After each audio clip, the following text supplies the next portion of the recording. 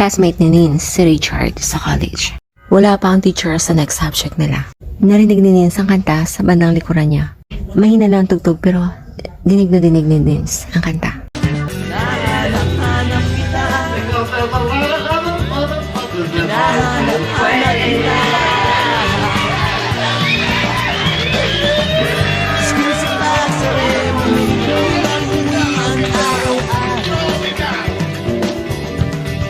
Hinahanap-hanap kita. The show was released. Hinahanap-hanap kita. Pinigil ni Nins na hindi lumingon sa likuran niya dahil alam niya na kay Richard galing ang tugtog. Aasarin lang siya nito. Pero kahit hindi siya lumingon, tumawa ng malakas si Richard. Pang-aasar ni Richard kay Nins, tinatawag niya ito, pag lumingon, pipicturean niya.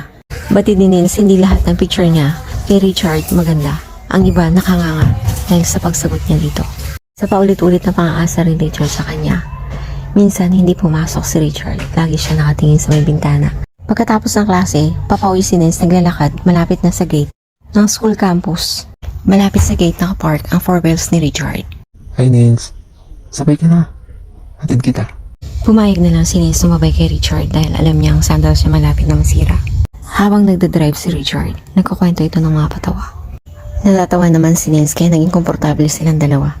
Nung malapit na sila sa titirahan ni Nins, nag-offer si Richard na ihatid sundo niya ito, Lunes hanggang Biyernes. Hindi na nakatanggi si Nins, pumayag na ito dahil sa offer ni Richard na maganda naman, makakatipid siya. Ganun nga ang nangyari. Lunes hanggang Biyernes, sinusundo at hinahatid ni Richard si Nins. Hindi naman inaasahan ni Nins na maging sila ni Richard kasi purely magkaibigan lang at saka magkaklase. At saka maraming lumalapit ng babae kay Richard dahil pogi ito matangkad, kahit chubby pero anak ng mayaman. Naging masaya ang samahan nila ni Richard kasama ng mga kaklase nila. Naging barkada silang lahat. Pag weekends, nag-iaya si Richard na mag-outing o kaya pasyal sa mga kaklase. Araw-araw sa school, katabi si Nins at saka si Richard sa upuan. Tuwing quizzes at exam, pinapakopya ni Nins si Richard. Minsan nangyari, iba yung score ni Richard kay Nins. Kaya nag-react ito. Ang daya mo, ba't mataas ang score mo kaysa sa akin? Ani ni Richard. Napansin ni Nins na seryoso si Richard sa mukha niya. Nairita si Nins, sinisisi siya ni Richard. Nagkopya ka na lang rin, inayos mo na sana. Sagot ni Nins habang naiirita. Nagkapikunan silang dalawa, pero hinatid pa rin ni Richard si kinagabihan. Nakatanggap si Nins ng text mula kay Richard. Nakikipagbati ito kay Nins. Siya nagpahayag ng kanyang damdamin. Si Richard nagbabayad ng contribution para kay Nins. Sa project, si Richard din ang bumibili. Nahulog ang loob ni Nins kay Richard. Kaya, sinagot niya ito at naging sila na. Pero hindi naging magandang nangyari nung sila na. Dahil, kaharap si Nins, niyayaya ng babae si Richard. Tahimik lang si Nins pero nagsiselos na siya. Malamig ng pakikitungo ni Nins kay Richard. Hanggang sa nakita ni Nins na naglalaro si Richard at ang ex niya ng badminton sa labas ng gym. Tanaw niya mula sa taas ng grandstand kung saan doon nakaupo si Nins. Simula noon, umiiwas na si Nins kay Richard. Umupo na si Nins sa pinakaharap ng upuan sa classroom. Napansin ni Richard ang pag-iiwas ni Nins, kaya hindi niya na rin ito sinusund at hinahatid. Kasama ni Nins sa pamangkin niya na naglalakad sa palengke. Nakasalubong nila si Richard. Hindi akalain ni Nins na makakasalubong niya si Richard dahil hindi siya nasanay ng motorsports ang dalan na dahil sa school ang ginagamit niya, four wheels.